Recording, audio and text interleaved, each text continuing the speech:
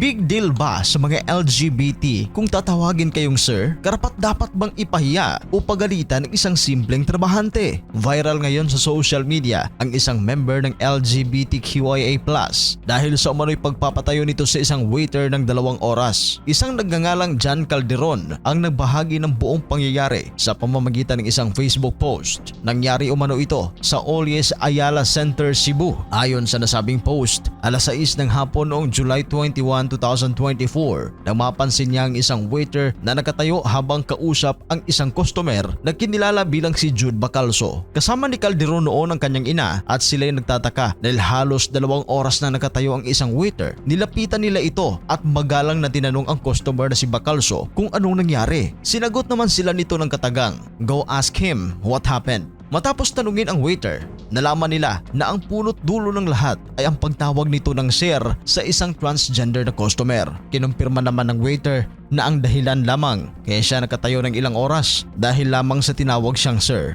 Matapos tanungin, dinala ni Calderon ang waiter sa staff room at doon ito napaluha at dumanas ng panic attack. May ibang staff pa ng establishmento ang nakialam at humingi ng dispensa kay Bacalso ngunit hindi ito nagpatinag. Ayon pa kay Calderon, marami umanong tinanong ang nasabing customer para sa waiter na hindi nito masagot. Tila ang mga tanong ay may kinalaman umano sa maling pagtawag sa kasarian. Saan pa umano ng customer?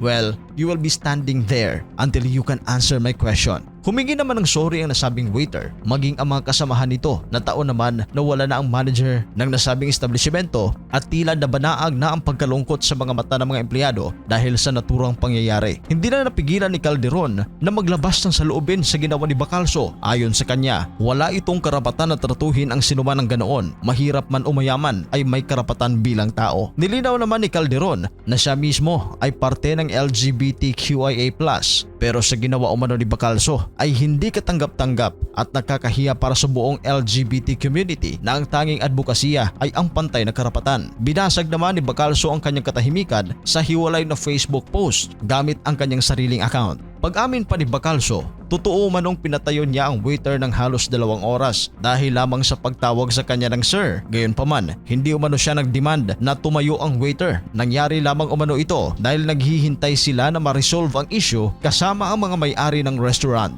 Ayon pa sa kanya, maging ang kanyang mga students at pamangkin ay tinatawag siyang sir at uncle. Kaya naman binaliwalaan niya sa kanya ang matawag sa maling kasarian dahil sanay na siya rito. Kung may pangyayari raw na magkaroon ng pagkakamali, ginawa niya itong pagkakataon upang ma-educate ang lahat. Kasunod nito, naglabas naman ng pahayag ang Olies Street of Asia. Humingi ito ng paumanhin sa kanilang mga guest na nakasaksi sa pangyayari. Sinisiguro umano nila ang kapakanan na mabigyan ng tamang kaalaman ang kanilang mga empleyado para sa kabutihan ng karamihan. Nare-respeto naman ng pamunuan ng restaurant ang lahat ng uri ng tao, kabilang na ang LGBT community. Sa kabilang banda naman, nanindigan din sila na sila'y nananatiling nakasuporta sa kanilang mga empleyado. Layunin umano nila na magkaroon ng ligtas at marespetong kapaligiran para sa kanilang mga empleyado at customer. Hanggang ngayon, makikita pa rin sa post si Jude sa kanyang social media na ayaw pa rin niyang mag-public apology at pilit na pinaglaban na siya ay hindi sir.